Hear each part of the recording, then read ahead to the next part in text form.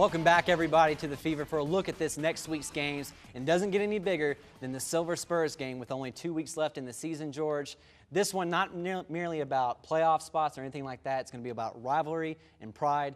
And no, it's not Texas Tech on Friday night. It's Lubbock High and Monterey for the Silver Spurs game. George, what do we see happening in this one? You mean there's a game in here that's not going to be right? It's not going to be in Jones AT&T It's not going to be at Jones AT&T Stadium. Yeah, a big win or a big game for Monterey and Lubbock High. You know, it's all about pride right now, and maybe even a little bit more this year than in years past, simply because, you know, for the first time in a long, long time, Lubbock High actually comes in with the Spurs in their hands. You know, not trying to get them away from Monterey. You know, the big win last year. You know, the late goal line stand down there for the Westerners late in the game. You know, that gave them a 16-13 win over Monterey last year. So now they come in. They're going to be the ones running through the sign with the Spurs in their hands. And I'm sure Monterey, you know, they're hurting right now, having missed the playoffs, like we said.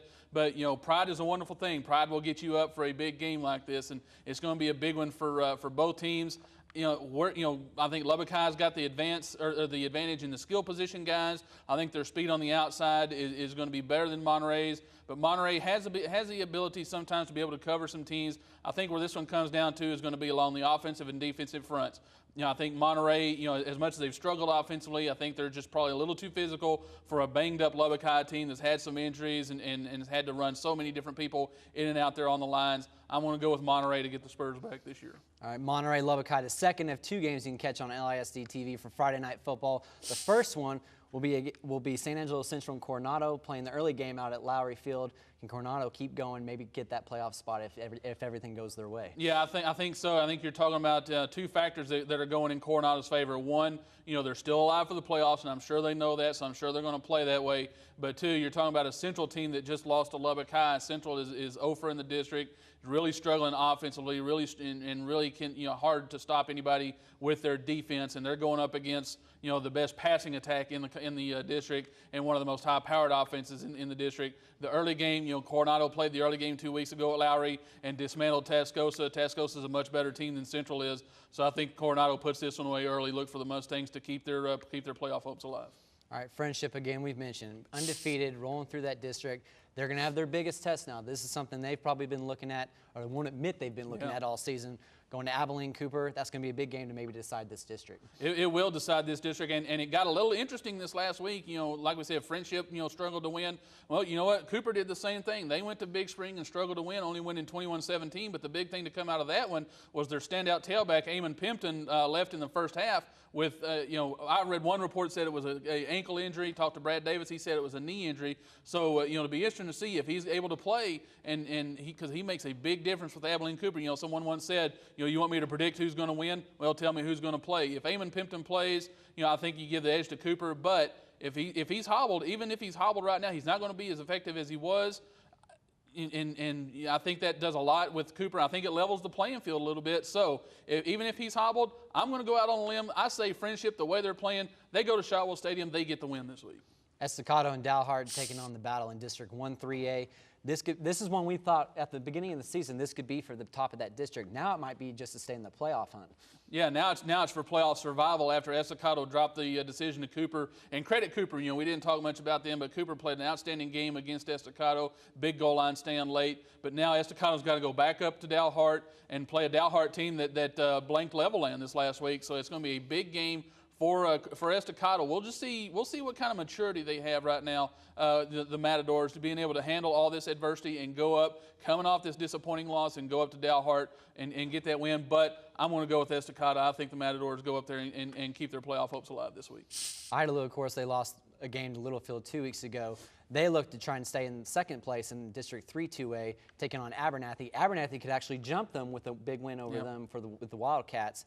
Can Johnny Taylor keep his group working, or does Abernathy get the win? Yeah, I like the way that Idalou came back pretty focused last week after the loss to Littlefield and handled a Roosevelt team that will spread you out and throw the ball all over the place. Now they're going to have to stop Peyton Rogers. It'll be interesting to see. I mean, you know, they struggled to stop Littlefield's running game. We'll see if they can stop Peyton Rogers at Abernathy. And being at Abernathy, and like you said, you know, the 2, 3, 4, 5 spots in this district are still a pretty jumbled mess right now. But Idalou can do a lot. by winning this game and kind of separating themselves a little bit. So I'm going to go with Idalou to get the win in Abernathy this week. And Shallow Water, part of that mess, jumbled up in 3-2A. They sit at 3-2. They're going to take on Roosevelt. And you mentioned how Roosevelt suffered the loss last week to Idalou. But can Shallow Water, we didn't think we would see this much out of them after their early injury in the season. But can they keep going, maybe stay a part of that playoff picture? Even though it was a 28-7 game against Littlefield, I thought Shallow Water played pretty well. They just went up against a tough Littlefield team. So now they're going into Roosevelt. I think these are two teams that are pretty evenly matched. Shallow Water has got the ability to run the ball, effectively. They can throw the ball. Jordan Scaff's doing a great job getting under center. But then you got Roosevelt with their offense, and Brian Pointer doing a good job now in for Corey. Warnock, excuse me. I'm blitzing here. I don't know. Doing a good job for Corey Warnock, at quarterback. But they can run the ball well, so it's going to be an interesting game. With the way this jumbled mess is, I'm going to go with Roosevelt at home. Look for the Eagles to get the win this week. Another group of Eagles. That's going to be LCHS, Lubbock Christian, trying to take care of their district in TAPS. They're going to meet Pantego Christian, who's a team. Being from Arlington, I remember when they won the state championship back in the late 90s or I think around 2000. They're always a tough team to play. Can the Eagles keep their playoff hopes, or they're in the playoffs, but can they keep the hope going to win that district out? I think so, because you look at Pantego Christian. They were a very tough team, but then they struggled last week and lost to a Carrollton Christian team that Lubbock Christian actually went to Carrollton and handled pretty well, beat by 20 points. So in talking with Hutch Haley earlier, it's one of those things you got to worry about. Well, if we beat this team and this team beat this team, we should beat this team. Well, you can't really play like that, because he said that's what Pantego got caught doing, and they end up losing this last week. So Lubbock Christian, I think, will be focused going in this game. I think they look forward to this one. I think they took care of Prince of Peace pretty easily, and to kind of look forward to this one. I look for Lubbock Christian to go on the road. I think they beat Pantego and stay in that district championship hunt. All right, New Deal still undefeated, going through 7-1A. They're going to take on Hale Center, and that's a game we kind of looked at a few weeks ago and we're like, ooh, this could be a battle. Yeah. This could be a huge ground battle. We could see over 500 yards in the game possibly. Yeah, you very well could. It's an interesting deal with these two teams. You've got a Hale Center team that, lost 2 straight to start district and were blanked in both games, but then they come back and beat a Crosby team that, that looks like it was getting its act together. Well, this district, outside of New Deal, this district has just been hard to figure, because Rawls is up one week, Crosbyton is up one week, Hale Center's up one week, Olton is up this week. So you never know who's going to come out of this district, but the one constant in this district has been New Deal, in the way they've mowed through everybody, moving up to number 8 in the rankings this week. I look for the Lions to handle Hale Center in the big I-27 rivalry this week. The Lions will get the win. All right, Georgia's picks for this week. Again, Monterey over Lubbock High, Coronado over San Angelo Central, Friendship over Abilene Cooper, Estacado over at Dalhart, Idalou over Abernathy, Roosevelt getting a win over Shallow Water, Lubbock Christian keeps rolling against Pantego Christian, and New Deal taking out Hale Center. Be sure to tune in right here to LISD TV for Friday Night Football, Monterey, Lubbock High, and Central versus Coronado.